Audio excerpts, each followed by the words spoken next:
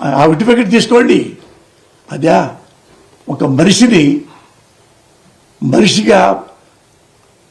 తలచే విషయం అదే. ఇక్కడ మనిషి జగన్ గారు, మరి జగన్ గారికి నీ రాజకీయానికి ఏంటి సంబంధం? Who are you? తిరుమల స్వతంత్ర ప్రతిపత్తి గల వ్యవస్థ. ఆ వ్యవస్థ అన్ని పద్ధతులు పెట్టింది. ఎన్నెన్నో పద్ధతులు, ధర్మాలు, సాంప్రదాయాలు అన్నీ పెట్టుకున్నాయి.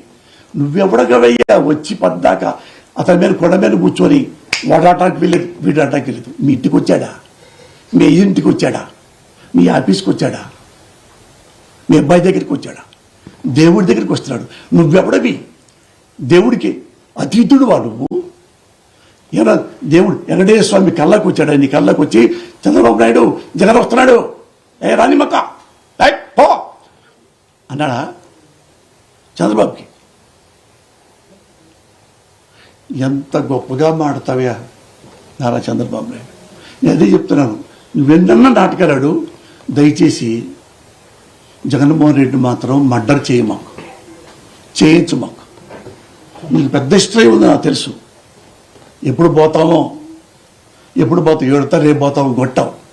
నేను చచ్చినా కనీసం చాలా సంవత్సరాల పాటు నన్ను తెలుగు ప్రజలే కాదు, భారతదేశ ప్రజలు కూడా అన్ని రాష్ట్రాల్లో నేను తెలుసు. ఇక్కడంతా నేను బాగా పరిచయిస్తుండో అన్ని ముస్లిం సోదరులు కానీ, బెంగాలీ సోదరులు కానీ, తమిళ సోదరులు కానీ అంతా నాకు పాపులారిటీ ఉంది.